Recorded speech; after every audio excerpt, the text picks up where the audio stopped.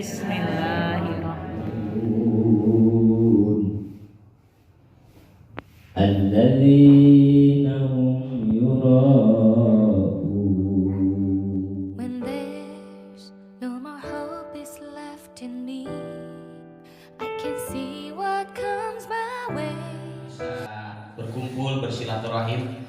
Mudah-mudahan hadirnya kita hari ini dosa-dosa kita diampuni oleh Allah, derajat kita naik di hadapan Allah, dan mudah-mudahan kumpulnya hari ini jadi wasilah kita bisa ngumpul bareng lagi di surganya Allah nanti. Salawat dan salam semoga tetap tercurahkan kepada Nabi akhir zaman, Rasul yang hijrahnya kita teladani, baginda yang mulia Nabi besar Muhammad Sallallahu Alaihi Wasallam. Bapak Ibu yang saya hormati, salah satu nikmat besar yang Allah berikan kepada kita saat ini adalah panjang umur. Kita masih ketemu lagi dengan tahun baru Islam. Dan ketika terjadi pergantian tahun, pada umumnya ada dua hal yang harus kita lakukan. Ini merujuk kepada firman Allah, wa huwallazi ja'alal laila wan nahara khilfatan liman arada ayyadzakara aw arada syukura. Pertama, kita harus banyak introspeksi. Tadi Pak Kepala sudah nyinggung ya, muhasabah lah. Kalau orang itu suka introspeksi diri, apa sih kelebihannya? Pertama, dia akan menemukan kekurangan dirinya. Jadi setiap orang mah pasti punya kekurangan. Makanya kalau orang suka muhasabah, dia tahu kekurangan dirinya. Dan orang yang tahu kekurangan dirinya biasanya tidak akan sombong. Makanya orang sombong itu orang yang tidak mengakui kekurangan dirinya. Dan kalau Bapak Ibu sudah tahu kekurangan dirinya, akan mudah menerima nasihat dari orang lain. Peradaban yang begitu suksesnya kecuali baginda Rasul 10 tahun di Madinah. Makanya kata para ulama, hijrah itu awal untuk menuju kesuksesan. Cuma kita garis bawahi Pak tentang kalimat kesuksesan. Karena ukuran kesuksesan maka beda-beda. Mengutip pendapat Imam Ahmad Mustafa Al-Marawi dalam tafsirnya, orang yang sukses itu kan sebenarnya orang yang cita-citanya dikabulkan oleh Allah. Bapak SMP 13 jangan sama targetnya dengan SMP 1 Cilegon, beda lah. Sekolahnya juga beda, kualitas muridnya beda, gurunya juga beda. Di sana mah banyak, di sini mah gurunya sedikit. Lokasinya juga beda, susah masuknya juga kan. Makanya nanti ukur kesuksesan jangan dibandingkan dengan sekolah yang sudah lama. Mereka strategis, fasilitasnya juga banyak. Maka disebut sukses mah orang yang punya cita-cita dikabulkan oleh Allah. Saya pernah bilang ya, Bapak Ibu punya anak, sok. Begitu ngobrol, Pak anaknya mau kemana? Ingin ke Unpad. Begitu tes, lulus sukses. Tapi anak tetangga Bapak mau kemana? Untir aja lah yang dekat saya mah. Mana anak tunggal lah, kira aleman masalahnya kan.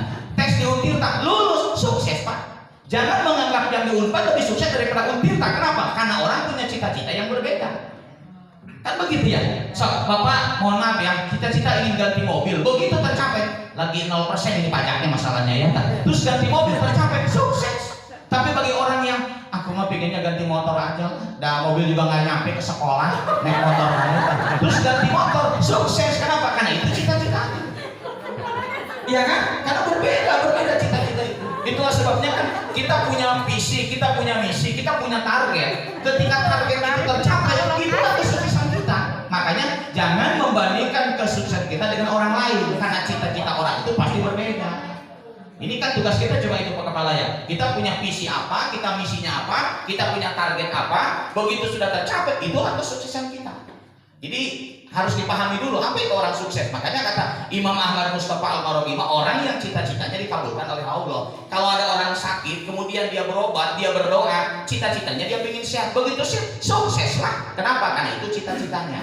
Makanya kalau kita bicara kesuksesan, kita harus lihat itu cuma dunia saja. Tapi bagaimana kesuksesan dunia itu bisa mengantarkan kita masuk ke dalam surganya Allah. Makanya nanti ada beberapa prinsip-prinsip kerja yang diajarkan dalam Islam. Yang pertama, ikhlas. Ikhlas itu apa sih? Melakukan sesuatu karena Allah. Itu ikhlas sebenarnya ya. Dan ikhlas itu, ini sering kita iklarkan sebenarnya ketika sholat. Inna sholati wa nusuki wa mahyaya wa mamati lillahi rabbil alamin. Jadi saya ingin meluruskan, ikhlas itu pertama ketika kita sholat. Yang kedua ibadah. Yang ketiga menjalani hidup. Jadi ternyata yang ikhlas itu bukan hanya sholat doang, ngajar pun harus ikhlas karena namanya menjalani hidup. Jadi kalau ibu bapak jadi gurunya ikhlas, itu juga bagian dari amal soleh. Dan kita juga nggak tahu ya siapa yang duluan nanti masuk surga. Kenapa pintu surga lebih dari satu? Karena ternyata manusia punya kelebihan amal, mungkin dengan amalan-amalan yang berbeda. Saya ambil contoh ya. Ini di sini Pak, nanti ada yang masuk surga karena sholatnya ada. Tahajudnya rajin, makanya jam segini ngantuk aja bawaannya. Karena rajin tahajud. Orang yang napasnya terhenti, tapi pahalanya mah tidak terhenti. Salah satunya guru. Kan ilmu yang tafaubi, ilmu yang bermanfaat. Kita ngajarin ke orang, ya kan? Terus kitanya meninggal, ilmu kita diamalkan sama orang lain. Lumayan loh, napas terhenti, tapi pahalanya tetap ngalir.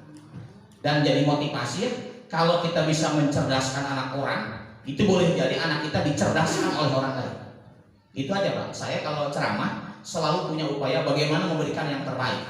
Kalau saya bisa mencerdaskan umat, saya punya harapan anak saya juga dicerdaskan oleh Allah lewat orang lain. Ya makanya banyak guru Pak yang ngajarnya bagus, anakku suka pintar. Nah pintar kan, sampai dia gimana sih belajarnya? Ya aku mah pokoknya sudah berbuat yang terbaik lah. Mudah-mudahan juga salah satu balasannya itu datang lewat anak saya. Sama yang mohon maaf kalau ibu-ibu sekarang sukses, itu ada saham orang tua kita. Jangan merasa, ibu ya Allah pintar banget. Ya belajarlah. Boleh jadi ada saham orang tua kita. Orang tua kita yang selalu mendoakan, terus dia dermawan banget kan ke orang lain. Dan ada ya orang tua itu yang beramal soleh, orang tua yang bekerja, balasannya datangnya ke anaknya. Ibu punten ya, ibu rajin sedekah, kerjanya juga bagus, tapi nggak kaya. Da wajahnya cocok jadi orang kaya sih masalahnya ya.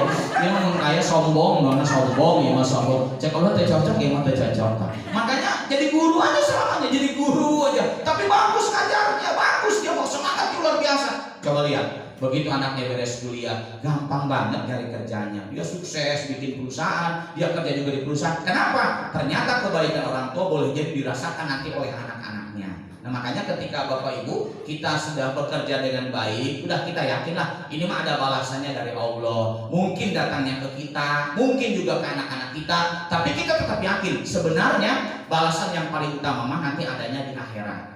Kalau kita nyari dunia mah gak ada ujungnya, ya. Dan dunia mah tidak pernah memuaskan kita. Sok Bapak dulu honor ingin jadi PNS, asa enak jadi PNS. Begitu PNS ngeluh sertifikasi mah enak kali ya. Sekarang udah dapat sertifikasi, asal biasa aja ya. Nah itu kan dunia mah begitu. Dunia mah tidak pernah memuaskan. Sifatnya indah sebelum kita miliki, sudah dimiliki mah biasa-biasa saja. Ibu dulu punya tas, baru sebulan makan kotor dielap lagi. Udah 2 tahun belel lagi diantepkeun bae. Ya Bu ya, kenapa? Itu dunia. Makanya kalau kita beramal untuk dunia, kita bersiap kecewa. Tapi kalau untuk akhirat, lihat sekecil apapun kita melakukan amal kebaikan di dunia, boleh jadi nanti balasannya mah di akhirat. Maka kita belajar ya supaya kerja kita benarkan ibadah. Satu, kita harus ikhlas. Yang kedua, kita harus jihad. Jihad itu bukan teroris, jihad itu sungguh-sungguh. Jadi kalau kita melakukan sesuatu harus sungguh-sungguh, nggak boleh asal-asalan. Mohon maaf ya, di dalam Al-Quran orang yang sholatnya asal-asalan, malas dia sholatnya, sampai Allah menyebut sebagai orang munafik. Wa idza qamu ila sholati qamu kusala. Orang munafik kata Allah, kalau mereka berdiri untuk sholat, mereka